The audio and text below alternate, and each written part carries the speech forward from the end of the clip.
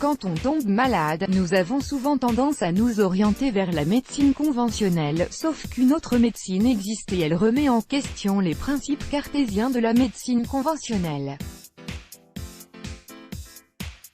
Il s'agit de la médecine holistique, dont les bases ne font pas souvent plaisir aux lobbies pharmaceutiques. Le docteur Sonia Kay-Forbes, qui est allée à l'encontre du statu quo en termes de soins de santé en défendant les vertus du cannabis, a été retrouvée morte dans son appartement. Sonia Kay-Forbes, médecin holistique, pro-cannabis et Miss Jamaica World en 1999, a été retrouvée morte dans son domicile de l'avenue Cunningham, à St. Andrew, et l'autopsie a révélé que la cause du décès était une blessure à l'abdomen. Dr Forbes, âgé de 40 ans, était connu pour son appui à l'utilisation du cannabis pour traiter et guérir certaines maladies. Qu'est-ce que la médecine holistique? La médecine holistique est une approche qui considère la personne dans son ensemble, son corps, son esprit, son environnement et ses émotions. Selon la philosophie de la médecine holistique, on peut atteindre une santé optimale en trouvant un équilibre approprié dans la vie. Les praticiens de la médecine holistique affirment qu'une personne est composée de parties interdépendantes et si une partie ne fonctionne pas correctement, toutes les autres parties seront affectées. De cette façon, si les gens ont des déséquilibres, physiques, émotionnels ou spirituels, dans leur vie, cela peut nuire à leur santé globale. Un médecin holistique peut utiliser toutes les formes de soins de santé pour traiter un patient, des médicaments conventionnels aux thérapies alternatives. Par exemple, lorsqu'une personne souffrant de migraine rend visite à un médecin holistique, au lieu de ne prendre que des médicaments, le médecin examinera probablement tous les facteurs potentiels qui peuvent causer des maux de tête à la personne, comme d'autres problèmes de santé, l'alimentation et les habitudes de sommeil, le stress et les problèmes personnels, ainsi que les pratiques spirituelles préférées. Le plan de traitement peut comprendre des médicaments pour soulager les symptômes, mais aussi des modifications du mode de vie pour aider à prévenir la récurrence des maux de tête.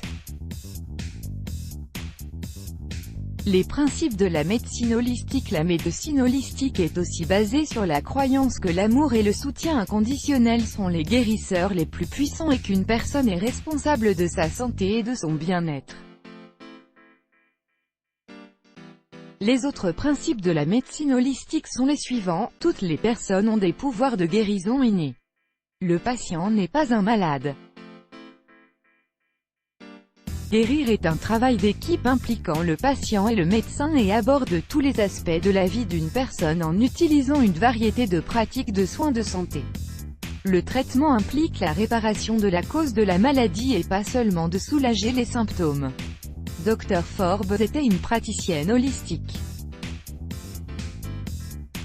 Elle travaillait sur une étude novatrice qui consistait à utiliser le cannabis pour aider les personnes souffrant de problèmes oculaires à long terme. Les circonstances mystérieuses du décès du Dr Forbes, les pressions d'être un médecin holistique dans un monde dirigé par les géants des laboratoires pharmaceutiques sont énormes. Les médecins qui ont vécu l'expérience témoignent de menaces qui peuvent aller jusqu'à la mort. Le cannabis en particulier est l'un des nouveaux types de drogues alternatives pour lequel les médecins holistiques comme Dr Forbes ont fait la promotion, et les grands laboratoires pharmaceutiques n'aiment pas ça. Bien qu'elle soit maintenant légalisée dans près de la moitié des États américains, les lourdes sanctions imposées à l'industrie du cannabis prouvent à quel point le gouvernement n'est pas complètement d'accord et se méfie encore de laisser les gens profiter des bienfaits de cette drogue.